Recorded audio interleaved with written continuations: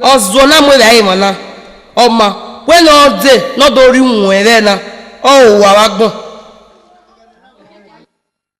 Egberame. Why we can never make you? Berame to zeke jo me vai. Ebe ni me kian o hama mwe. O di mag be kwa we. Una zeke jo me vai. Ah? Bi e ko ki o go le kian. Why can e kan we? O zeke jo me vai. Wa do le gbe to me we to fe ko kian we kian. Ti kian wa gwe be na. Iga be gwe ne e vai na uri yo. Ni nowhere. Where Nole-Ni-Gbina? No wa go. Nole-Ni-Gbina. Me se ti gbugbe. Wo me ti gbere. Oya lare wa gwe. Gbugbe na. Igwa e. Mo ka gwe wa. Wa ri biaka na ko. Aba na hinai. Wa ya fie gbere ke no ma heke. Wa do ya. Igbina na severio. Wa lo wa na. Iye lare o. Mo ko wa ti akoko gbere o. Lare o. Mokao. Mokao mi se akoko gbe mo mu o. Abu jani mama na. Mokao. Erika igi kwa piwa. Na atiwu ugu ikunye. Gbe mokao. Ija.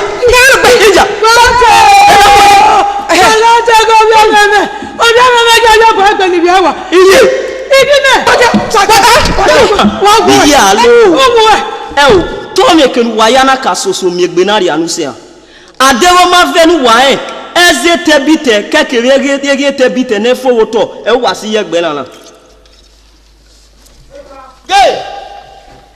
Ge anakinai. Eja fian. Oko. Sabi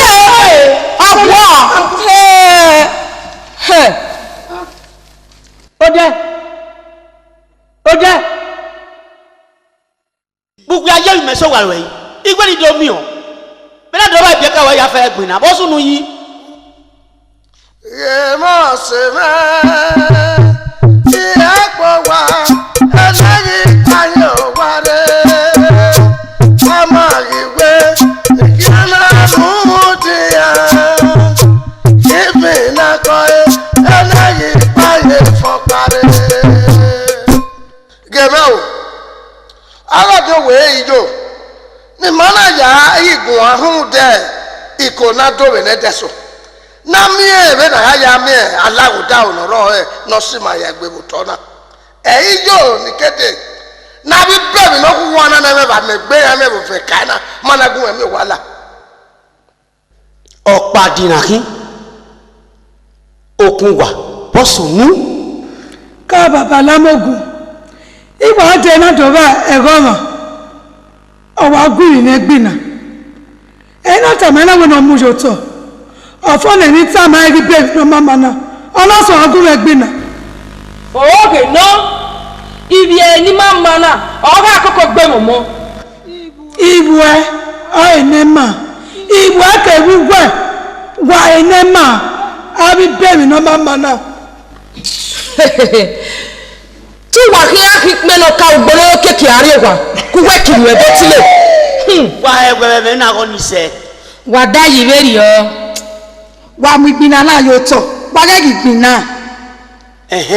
Gun akian. Erima mi sarave. Omo ka owo bi je. O ga gbe momo. De ya na solo gba no mu di ane. E na ta na agata. Isi agiya. Onise Egberame bosunu. Baba, ti wa ki owo le kian. Bo ba mo oge we izekeji yen bae. Beni mana okpa eva. Baba eri o wa se. Ijaji kwa honia. Esu ekun wa bibi ehin. Oni se wa hewere na. Osasuve bosunu. Baba, Egberame wa zeke jo me vai. Inu emi no go zekejo lo ke ya ri enwa nyeme ona so wale le me Gbina. Adi wa te ga ga be o dana mama o dana gbabe wa onia. When me tell about do arun oba. Mama no je. Wàjà yìí owó láyé. Wàjà yìí owó láyé náà sọ̀rọ̀ sùnú rẹ̀ wà lóyò. Wàjà yìí owó láyé. Ikú lókè ọmọ sẹ́. Wàjà yìí owó láyé. Wàjà yìí owó láyé náà mọ̀ bí àfẹ́gbẹ́ tó bá lọ́nà. Wàjà yìí owó láyé.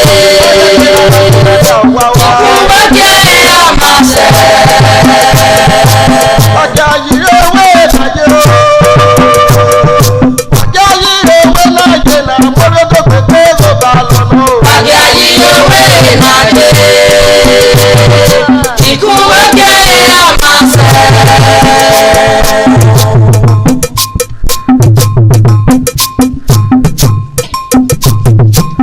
Ọjà yìí owó láyé o. Ọjà yìí owó láyé náà sọ̀rọ̀ sùnú rẹ̀ wà lóyò. Ọjà yìí owó láyé. Ikú wọ́gẹ́ ọmọ sẹ́.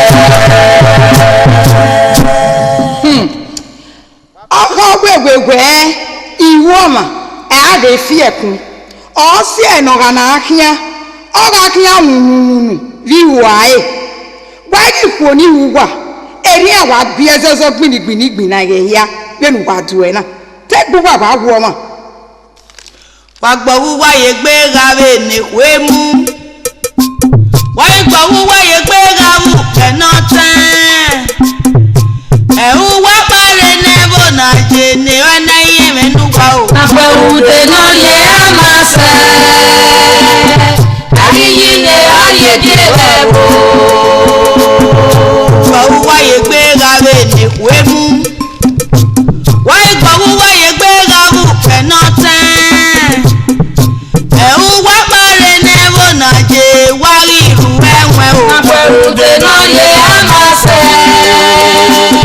Àríyí ni ayé díẹ̀ bẹ̀ wò. Àwọn tẹ́lẹ̀ wá sẹ́sẹ́ wá o. Àpẹ̀wùdè náà yẹ á máa sẹ́. Àríyí ni ayé díẹ̀ bẹ̀ wò. Àpẹ̀wùdè náà yẹ á máa sẹ́. Àríyí ni ayé díẹ̀ bẹ̀ wò. Ẹ tẹ́ mi dànbọ̀ máa lẹ́nu mi. Nole-Ni-Gbina Mariabe o. Wọ́n yà sí ní ọ̀nà lẹ̀. Nole-Ni-Gbina Mariabe. Wọ́n yà sí ní ọ̀nà lẹ̀. Ẹgbẹ́ máa na kọ̀pẹ́ anájọ́ o. Wọ́n yà sí ní ọ̀nà lẹ̀. Ẹ máa sẹ́ máa ná lẹ́la. Wọ́n yà sí ní ọ̀nà lẹ̀. Ẹ má jọ náà yẹ tó mọ́. Wọ́n yà sí ní ọ̀nà lẹ̀. Enogun ní ẹ̀rí lónú. Wọ́n yà sí ní ọ̀nà lẹ̀. Enogun ní ẹ̀rí tó ọmọ kọjọ. Wọ́n yà sí ní ọ̀nà lẹ̀. Enogun ní ẹ̀rí rí èmi. Wọ́n yà sí ní ọ̀nà lẹ̀. Enogun ní ẹ̀rí tó ọmọ o. Wọ́n yà sí ní ọ̀nà lẹ̀. Enogun ní ẹ̀rí pẹ́ni ọmọ. Wọ́n yà sí ní ọ̀nà lẹ̀. Enogun ní ẹ̀rí máa rọ̀ o. Wọ́n yà sí ní ọ̀nà lẹ̀. Nole-Ni-Gbina Mariabe.